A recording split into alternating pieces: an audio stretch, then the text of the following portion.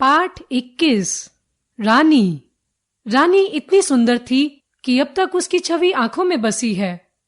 हल्का चॉकलेटी चमकदार रंग जिस पर दृष्टि फिसल जाती थी, खड़े छोटे कानों के बीच में माथे पर झूलता अयाल का गुच्छा, बड़ी काली स्वच्छ और पारदर्शी आंखें, लाल नथुने जिन्हें फुला फुला कर वह चारों ओर की गंध लेती रहती थी, उजले दांत और लाल जीभ की झलक देते हुए गुलाबी ओंठों वाला लंबा मुंह जो लोहा चबाते रहने पर भी क्षत विक्षत नहीं होता था। ऊंचाई के अनुपात से पीठ की चौड़ाई अधिक, सुडौल व मजबूत पैर और सघन पूंछ जो मक्खियां उड़ाने के क्रम में मोरछल के समान उठती गिरती रहती थी। हम बार बार सोचते हैं कि वह कुछ और छोटी क्यों न हुई होती तो हम रोजी और निक्की के समान उसे भी अपने कमरे में रख लेते। रानी को अपने कमरे में ले जाना संभव नहीं था, अतः अस्तबल बना हुआ बरामदा ही हमारी अराजकता का कार्यालय बना। बरामदा घोड़े बांधने के लिए तो बना नहीं था, अतः उसकी दीवार में एक खुली अलमारी और कई आले ताक थे। उन्हीं में हमारा स्वेच्छा विस्थापित और शरणार्थी खिलौने का परिवार स्थापित होने लगा। रानी की गर्दन में झूल झूल कर, उसके कान और अयाल में फूल खोस खोस कर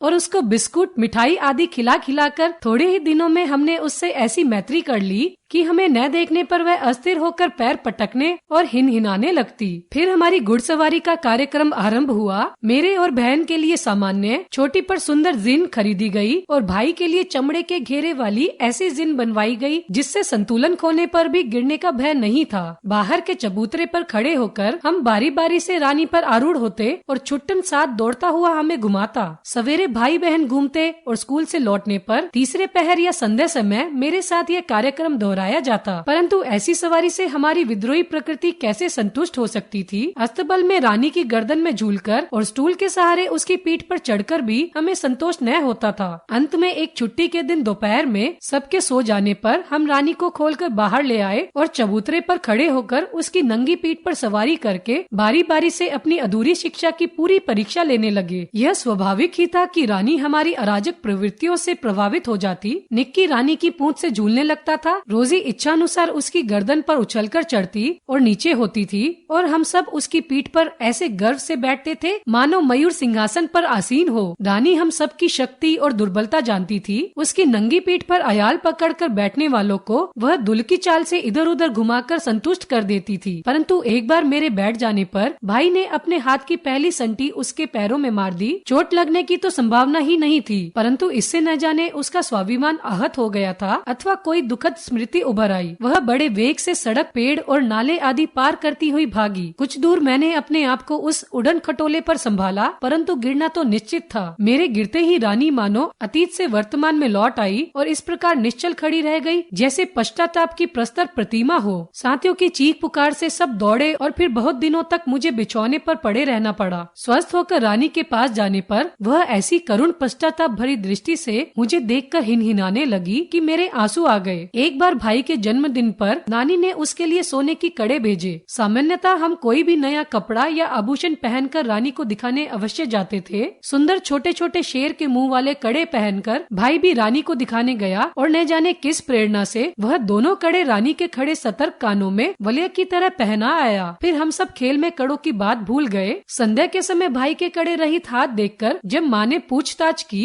तब खोज आरंभ हुई, परंतु कहीं भी कड़ों का पता नहीं चला। रानी एक स्थान को खुरों से खोदती और हिनहिनाती रही। अंत में बाबूजी का ध्यान उसकी ओर गया और उन्होंने छुट्टन को वहाँ से मिट्टी हटाने का आदेश दिया। किसी ने कुछ गहरा खड्डा खोदकर दोनों कड़े गाड़ दिए थे। दंड तो किसी को क्या मिला, परंतु रानी सारे घर के हृदय में स्थान पा गई। एक घटना अपनी विचित्रता में स्मरणीय है। एक सवेरे उठने पर हमने रानी के पास एक छोटे से घोड़े के बच्चे को देखा। यह कहाँ था कह कहकर हमने रामा को इतना थका दिया कि उसने निरुपाय घोषणा की कि वह जीव रानी के पेट में दाना चारा खाकर सो रहा था। भाई ने उत्साह से पूछा, और भी हैं? और रामा ने स्वीकृति में सिर हिलाया। अब तो हम विस्मित भी हुए और क्रोधित भी। ये छोटे जीव कोई काम धाम नहीं करते और हमको पीठ पर बैठाकर उड़ने वाली रानी का दाना चारा स्वयं खाकर उसके पेट में लेटे रहते हैं। भाई ने कहा, रानी का पेट चीरकर हम कम से कम एक और बच्चा घोड़ा निकाल लें, तब बच्चे घोड़ों पर सब छोटे भाई बहन बैठेंगे और रानी मेरी सेवा में रहेगी। प्रस्ताव मुझे भी उचित जान पड़ा, पर जब एक दोपहर को वह कहीं से शाक काटने का चाकू ले आया तब मेरे साहस ने जवाब दे दिया। एक और भी समस्या की ओर हमारा ध्यान गया। आखिर हम रानी का पेट सिएंगे कैसे? माँ की महीन सी सुई से तो सीना संभव नहीं था। कुछ दिनों के उपरांत उपरांत जब रानी का अश्व शिशु कुछ बड़ा होकर दौड़ने लगा, तब हमें न अपना क्रोध स्मरण रहा और न